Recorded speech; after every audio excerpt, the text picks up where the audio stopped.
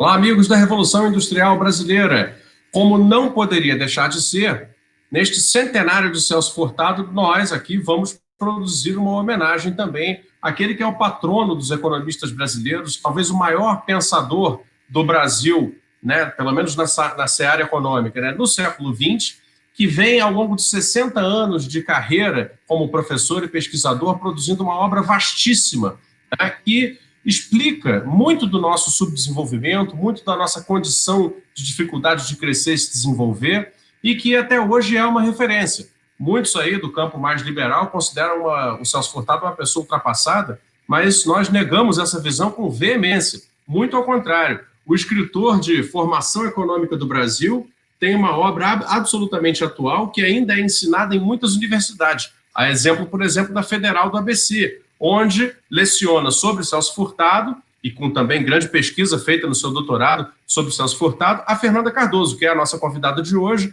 grande especialista que é na obra do Celso Furtado, vai poder comentar um pouco com a gente aqui e participar desse conjunto de homenagens que está sendo feito ao Celso Furtado, nesse ano de 2020, em que ele completaria 100 anos, então é o centenário de Celso Furtado. A gente agradece aí de trazer mais uma vez a Fernanda Cardoso aqui ao canal, e já aí atiro a primeira pergunta.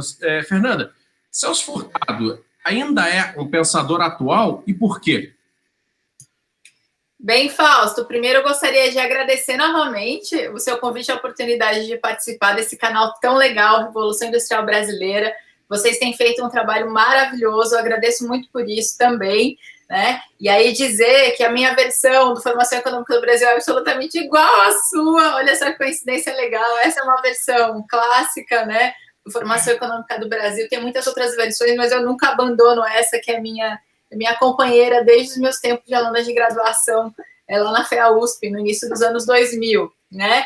E aí, diria também, né, o Celso Furtado continua sendo ensinado nos cursos de economia, porque esse livro aqui, o Formação Econômica do Brasil, que foi escrito em 3 meses, continua sendo a principal referência, né, na disciplina inicial para a gente entender a formação econômica e social do Brasil, né? Então continua sendo a principal referência, é um livro clássico, né? Então, concorde-se ou não com o Celso Furtado, e é importante que a discordância seja assim, né? Ela é desejável, né? Eu acho que a perspectiva crítica ela é sempre desejável, esse é um dos ensinamentos, inclusive, de Celso Furtado, mas é um livro que cobre, né, todo o período da formação da colônia, do império, da república, e ele traz ali, né, ele para a análise da formação econômica do Brasil em meados da década de 40, né, e ele traz ali perspectivas do que seria o futuro do desenvolvimento do país, né. Então é um livro realmente completo, ele, apesar de ser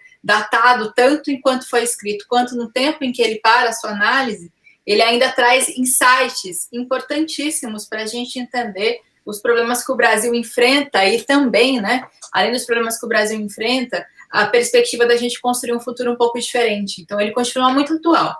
E ainda na segunda parte da sua pergunta, Fausto, que você perguntou no que Furtado é ainda atual, eu diria que, para começar, porque ainda nós não somos um país desenvolvido.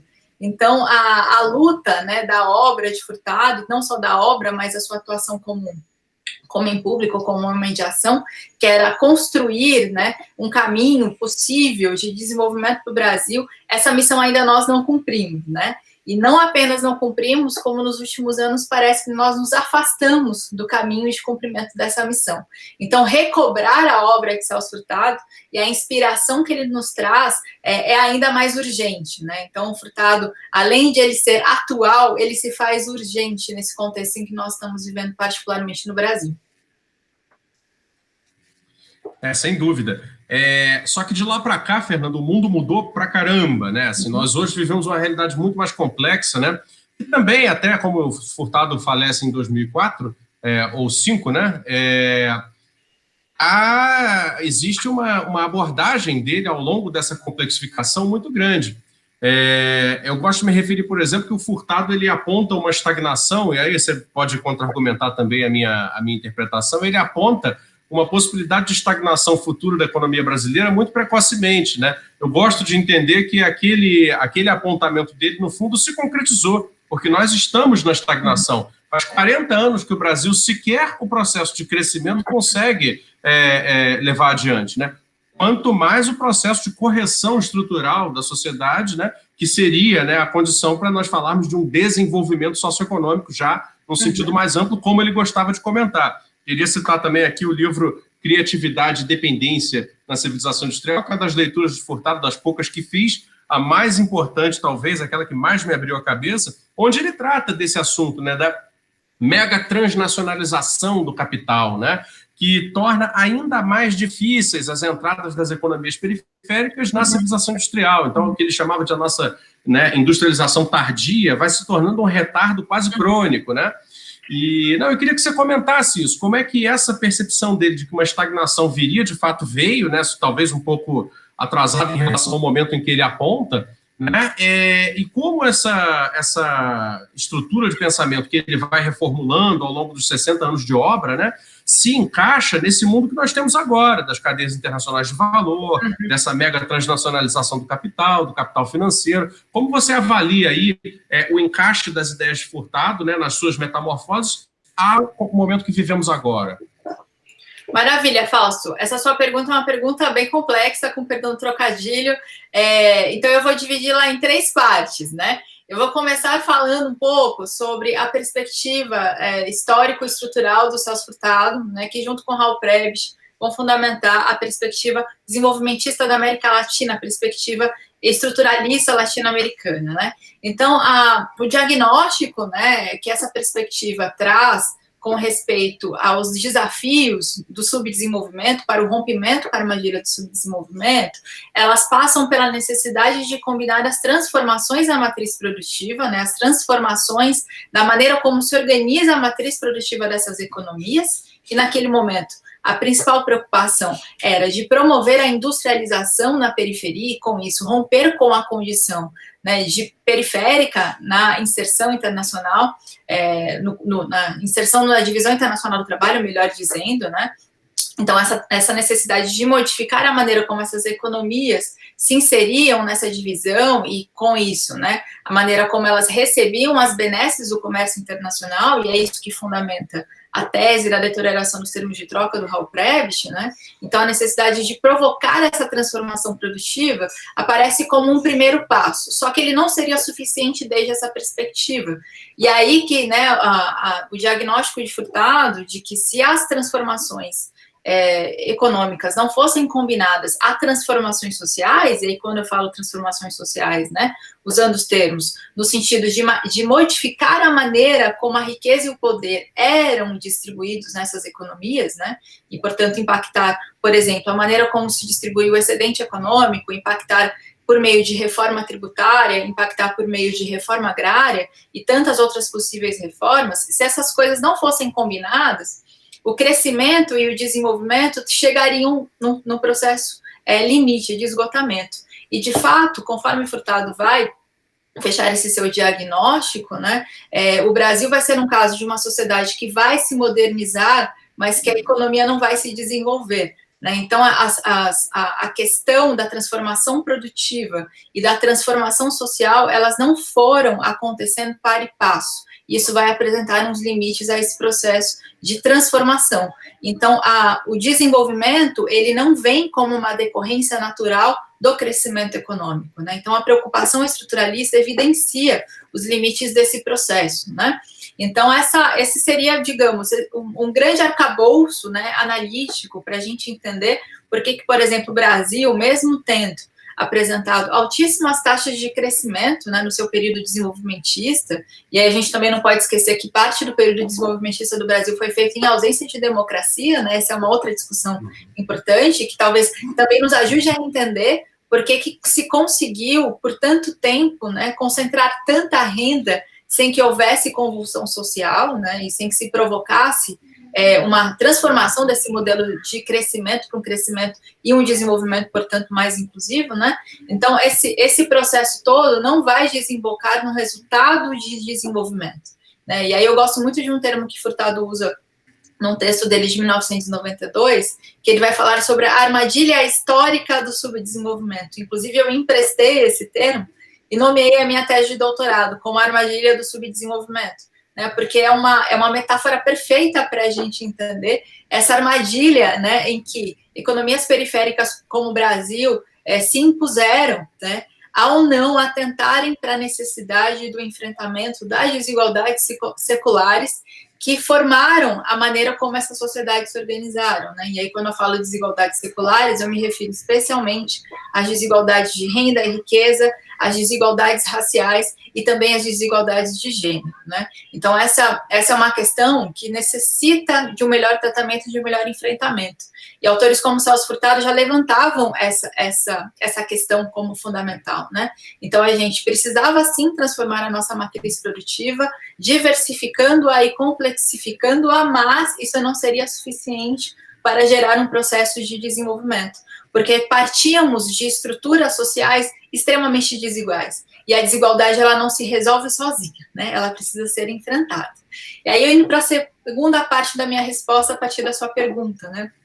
Trazendo Furtado para a atualidade e para o nosso contexto atual, diferente de um capitalismo mais financiarizado, das produções mais partilhadas entre o mundo, que a gente usa o termo mais recente de cadeias globais de valor, né? Todo esse contexto diferenciado, contexto geopolítico também reconfigurado. Então, o que a gente precisa fazer? A gente precisa ressignificar essas teorias para esse novo contexto geopolítico mundial e a maneira como a divisão internacional do trabalho se realiza, que é muito diferente, né, da maneira como esses autores trabalharam lá na década de 50, que era uma divisão internacional do trabalho mais clássica, né, em que você tinha um conjunto de países especializados na exportação, nas exportações de bens primários, e um outro conjunto de países especializados na exportação de bens manufaturados. Hoje, essas especializações, elas são mais fluidas, né? Não necessariamente você olhar para a pauta exportadora ou importadora de um país é suficiente para você entender a maneira como ele se insere nas cadeias globais de valor, né? Então, a discussão se tornou ainda mais complexa nesse sentido, né?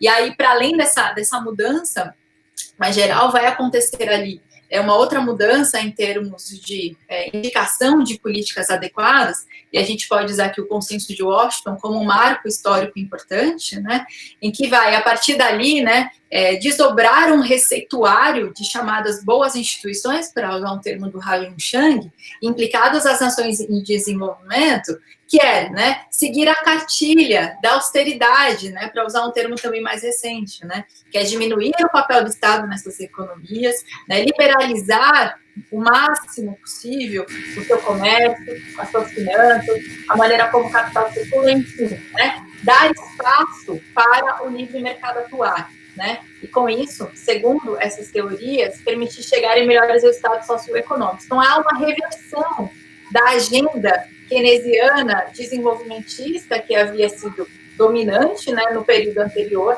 agora para uma reversão para uma agenda mais liberal, pautada pela questão da austeridade, pela diminuição do papel do Estado. Então, nesse contexto, né, e aí, inclusive, o último texto que o Furtado escreve, né, que é o texto Para Onde Caminhamos, em 2004, que é um texto que vai para o Jornal do Brasil, ele vai justamente falar sobre isso, né, que essa falta de crescimento, né, e, portanto, também de desenvolvimento, não que eles sejam conceitos coincidentes, mas a perspectiva de Furtado. Não era possível conceber desenvolvimento sem crescimento, embora fosse possível ter crescimento sem desenvolvimento, né? Ele justamente vai dizer que essa agenda imposta pelo Consenso de Washington ali, no final da década de 80, ela cria amarras para o rompimento com a armadilha do subdesenvolvimento. Né? Então, no caso, ou o Brasil, se o Brasil não retomasse uma agenda de desenvolvimento, né, que, portanto, deveria ir contra essa agenda, né, imposta a partir do Consenso de Washington, se o Brasil não provocasse reformas, tal como a reforma que ele chama de reforma fiscal, se referindo à reforma tributária, também para impactar as desigualdades, se isso não fosse feito, né, a gente não conseguiria chegar numa condição de desenvolvimento, continuaríamos nessa situação de estagnação, né? E aí a outra parte da sua pergunta, né? Estou aqui tentando lembrar tudo, se você esquecer, você me lembra, que aí você fala da questão do papel do capital internacional, inclusive aí representado pelas multinacionais. Essa é uma análise bastante original do Celso Furtado, né? Porque se a gente retoma, por exemplo, a ideia de formação econômica do Brasil, né? E a análise que se faz ali no início da década de 50, né, que está impressa também no Formação Econômica do Brasil, havia ali uma esperança de que se o Brasil se industrializasse, né, internalizasse completamente o centro dinâmico dessa economia, né, que ali a gente acharia, né, a chave do portal do desenvolvimento. E aí o que vai acabar acontecendo? A nossa industrialização, em boa medida, será protagonizada pelo capital externo. Então, o que pareceria ser, né, um caminho para o desenvolvimento acaba se tornando mais uma forma de aprisionamento nessa armadilha. Então, a gente avança um tanto, avança de fato, né, o Brasil consegue modificar a sua matriz produtiva. O Brasil, na década de 80, tinha um aparato industrial respeitável, bastante respeitável, né? Mas não necessariamente essa foi uma industrialização protagonizada pelo capital nacional, né? E por isso não ter acontecido, a nossa chave de liberdade, a nossa chave de soberania não necessariamente também se realizou, né? Então isso vão gerando fenômenos, né, particulares, né, que o Furtado vai chamar aí de capitalismo periférico.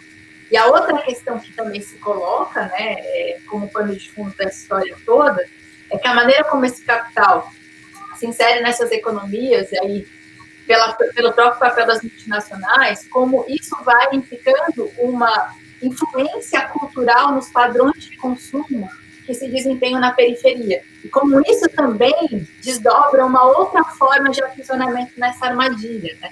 E é por isso que ele também vai trazer, e aí a originalidade, mais uma originalidade da interpretação do Furtado, trazer a variável cultural para o seu modelo analítico, né, para o entendimento de por que a gente tem tantos nós, né, tem tantas amarras que nos aprisionam nessa situação de armadilha de subdesenvolvimento, né?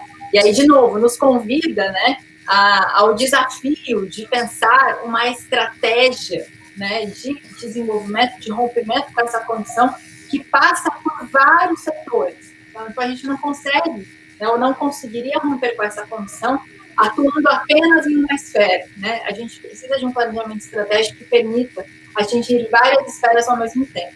E aí o Furtado vai dizer, portanto, que a gente precisa atuar tanto do lado da oferta quanto do lado da demanda. Do lado da oferta, transformando a matriz produtiva, e do lado da demanda, transformando o perfil dessa demanda, né? Principalmente. É interessante isso que você comentou, realmente aparece muito nos textos dele, como a questão da propaganda, por exemplo, né, coloca padrões de consumo de primeiro mundo num país de terceiro mundo, né, onde então a massa trabalhadora produz para alimentar um consumo de luxo, né? Ele aponta muito isso, esse dado cultural é muito relevante realmente, assim, aparece aqui e ali com certa frequência. Mas eu queria insistir ainda na questão do aparato, né, industrial que foi montado e da insuficiência dele, né? E eu queria discutir com você exatamente isso. Quer dizer, havia um aparato industrial que vinha de antes, né, e um aparato industrial que se colocou sobreposto a ele, né? Ou seja, me refiro exatamente ao período, né, Getúlio, Estado Novo, e depois o período JK, né?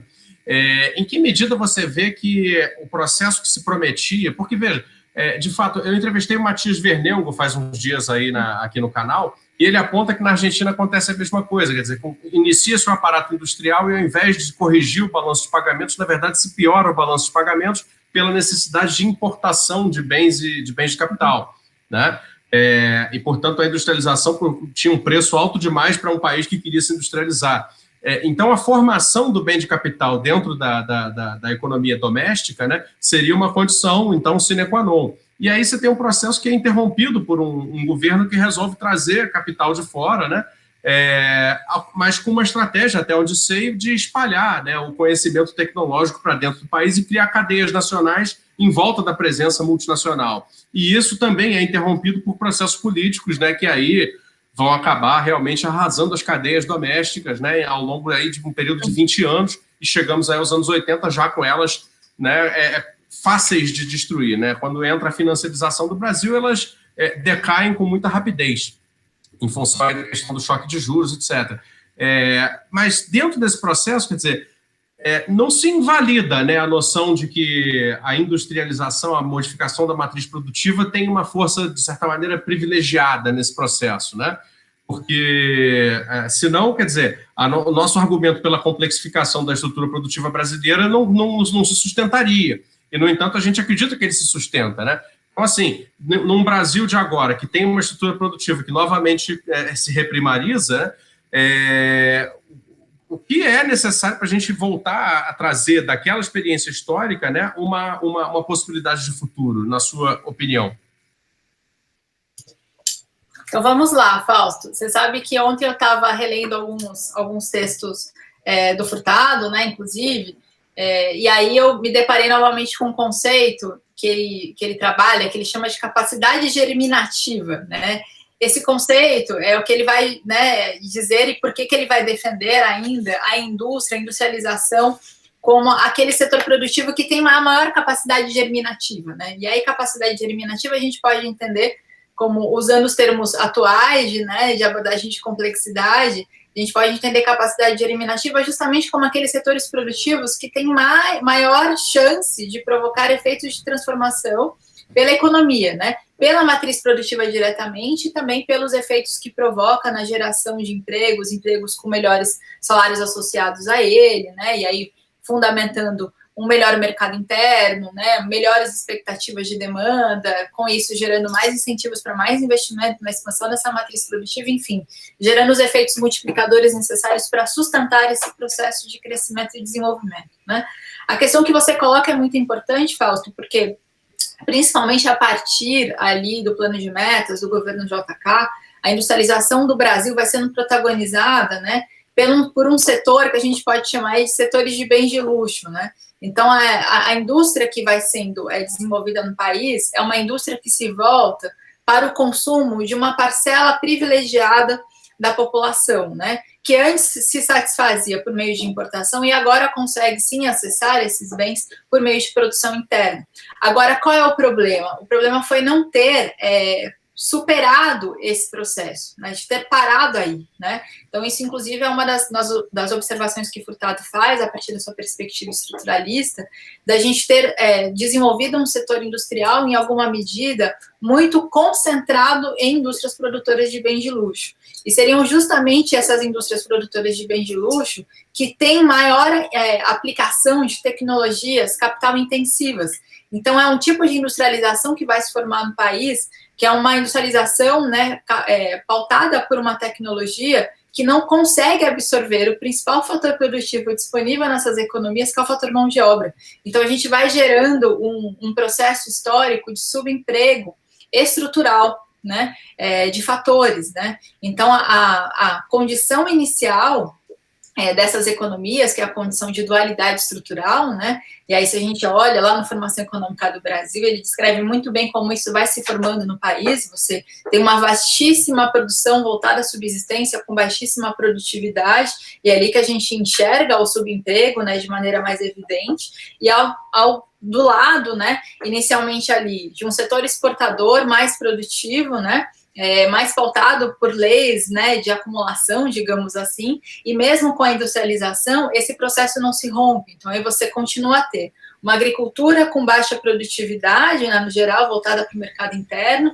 um setor exportador mais produtivo e uma industrialização também com um diferencial de produtividade. Aí gera uma condição de heterogeneidade estrutural.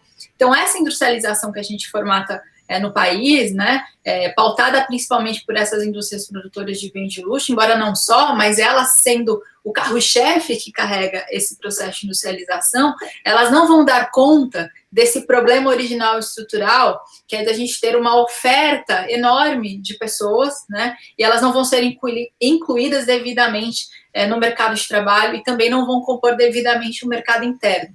Então, a virada, né, que se coloca aqui, o que se colocaria como possível a partir da perspectiva estruturalista, seria justamente incluir, né, essas pessoas, né, incluir a população dentro desse circuito de valorização econômica, né?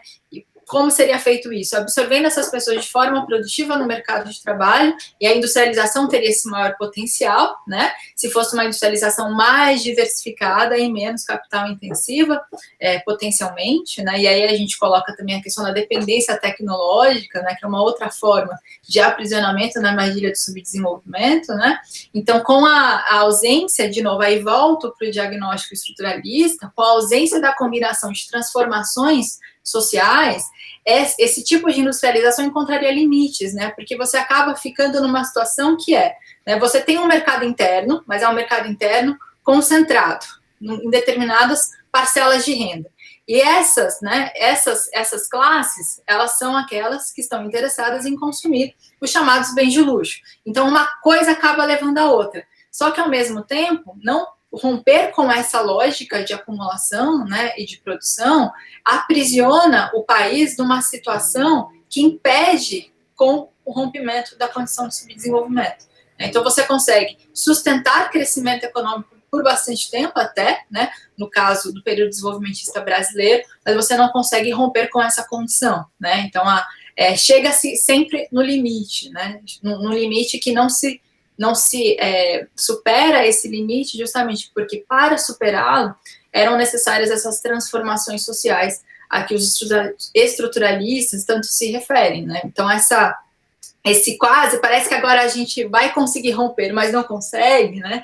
Esses limites se impõem pela própria forma desigual como essas sociedades foram estruturadas, né? Então, a necessidade do rompimento dessa condição, e aí volto para a palavra-chave desigualdade de novo, ela é processo constitutivo do desenvolvimento. A gente não pode enxergar o enfrentamento das desigualdades como um resultado, porque senão a gente nunca chega nesse resultado, né? Tem aquela ideia da teoria do bolo, vamos fazer o bolo crescer, depois a gente divide, né? Se a gente não começa o processo de divisão ao longo, né, esse bolo não cresce, ele sola, né? E a gente chega numa situação pior até do que a anterior, né? Porque isso vai esgarçando o tecido social, né? Isso vai esgarçando a maneira como essa sociedade se organiza, né? E como ela olha para o seu futuro, né? Acho que não é difícil a gente aplicar tudo isso que nós estamos discutindo aqui, Fausto, para a situação em que hoje nós nos encontramos, né? Totalmente à deriva e desesperançados com relação ao futuro. Sem dúvida. Mas desculpa, interessante você trazer essa metáfora do bolo, que é curioso, né? Depois que o Delfim Neto cravou essa do vamos fazer o bolo crescer para depois dividir, né? É interessante como ele realmente colocou uma metáfora de conhecimento quase que universal em quem participa desse debate. E a realidade, eu acho que é bem outra, né? Você não...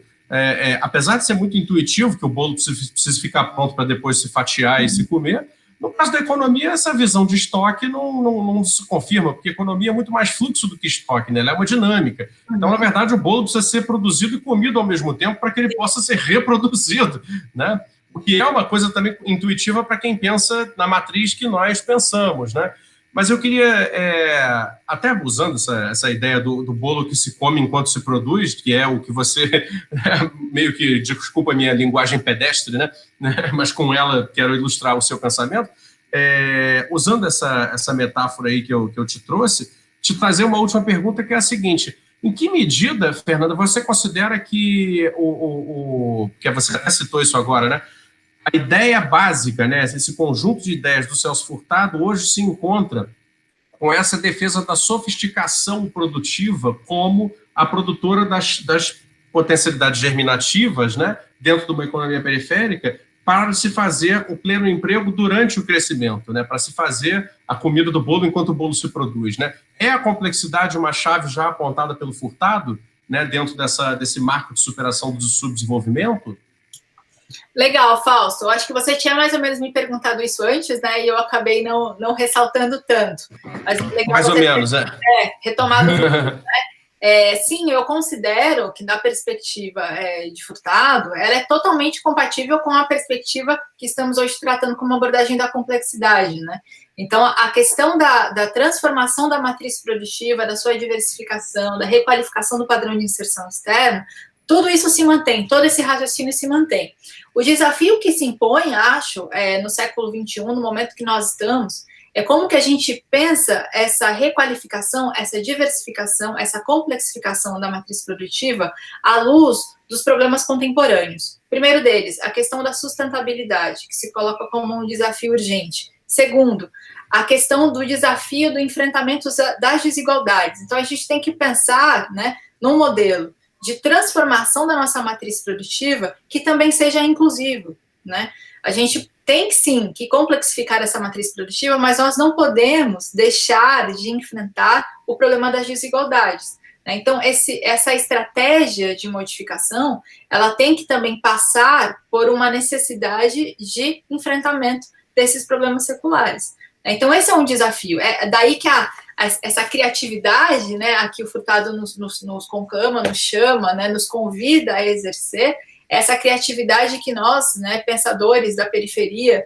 temos que enfrentar. Então, a importação de modelos, né, de crescimento e desenvolvimento que outras nações desempenharam, ela não pode ser feita de forma automática. A gente tem que pensar no modelo para as especificidades do Brasil. O Brasil é um país enorme, com muita potencialidade. Essa é uma questão que até nos dói, né, de falar, digamos assim, porque o Brasil é um país com muito potencial mesmo, né? O Brasil sempre recebia a alcunha de país do futuro, acho que agora nesse momento ninguém mais, né? É mais atribuída essa alcunha depois de tanto pessimismo, né, persistente, mas enfim, a gente é um país com muito potencial, né, a gente tem uma riqueza em termos de pessoas, riqueza em termos de recursos naturais, riqueza em termos de potencialidade, de criatividade também, Fausto. Eu acho que nós somos um país muito subutilizado, né, nesse sentido. Então, essa questão que você coloca da complexidade produtiva, ela se mantém, mas a gente não pode achar que simplesmente transformar a matriz produtiva sem enfrentar esses problemas todos que se colocam na atualidade, que ela vai dar conta sozinha de nos entregar um resultado de desenvolvimento, né? Então, o desafio é pensar, né, como que a gente faz para requalificar o nosso padrão de inserção externa, como que a gente faz para diversificar a nossa matriz produtiva, mas incluindo o nosso principal fator produtivo disponível, que é a população que tanto necessita de emprego, né? As pessoas precisam de emprego, né? A gente passa por um momento, né, também bastante delicado, né, em que os empregos tradicionais estão se perdendo, né, então tudo está se transformando, a gente precisa colocar isso na conta, mas que as pessoas continuam aí, né, para usar uma metáfora do Arthur Lewis, né, nós temos, no contexto do subdesenvolvimento, ilhas de modernidade no mar de atraso, a maior parte das pessoas estão justamente nesse mar de atraso, então a gente tem que pensar como expandir essas ilhas de modernidade para resgatar as pessoas desse mar de atraso. Né? E aí que está o fundamento de romper com a condição de dualidade estrutural. Então, esse é o modelo de desenvolvimento, né, que eu acho que Furtado defenderia nesse contexto, ele necessariamente inclui isso. Né? Não só nesse contexto, né, se a gente vê a obra do Furtado, ele a todo tempo está falando da necessidade da gente incluir as pessoas, né, incluir a população, né, gerar emprego. E para além disso também, né, Fausto, que aí também é importante dizer, né, e aí essa é uma questão também importante que a gente precisa enfrentar e que tem sido colocada ainda bem, né, no debate público, por meio da renda básica da cidadania, por exemplo, é que para além da questão do emprego, a gente também tem que criar uma rede de proteção social, né, que é um outro fundamento do Estado de Bem-Estar Social e que, inclusive, está na nossa Constituição de 88, né, que é criar essa rede de segurança, né, essa rede de dignidade mesmo e de cidadania para a nossa população. Então, essas duas questões, elas se colocam, porque, de fato, os desafios que se colocam no século XXI para o emprego e para a transformação do emprego, né, impõem também a necessidade da criação dessas redes de segurança social combinadas à questão do emprego também. A gente não pode deixar de fazer as duas coisas ao mesmo tempo, né? Então, são muitos desafios. Mas, voltando para a origem da sua pergunta, eu abri, agora fecho. Sim, né, a questão da transformação da matriz produtiva, da complexidade da matriz produtiva, de uma melhor inserção nas cadeias globais de valor, para gerar processos de crescimento mais virtuosos e um desenvolvimento sustentável, isso se mantém, mas a gente não pode parar aí, né? A gente precisa discutir, ressignificar essas questões para um contexto específico como o Brasil, que é um país enorme, com muita gente e com muita riqueza, e que a gente precisa pensar com carinho numa estratégia adequada para o nosso desenvolvimento. Muito bem. E aí concluímos a nossa homenagem ao Celso Furtado no seu centenário, singela, pequena, de um canal modesto ainda aqui na internet, porém, eu acredito que essa foi uma homenagem muito ao sabor daquilo que se tem quando se dê a obra de Celso Furtado, né? Um grande estalar de ideias, né? Uma fervilhação permanente de um pensamento que está sempre em busca, né?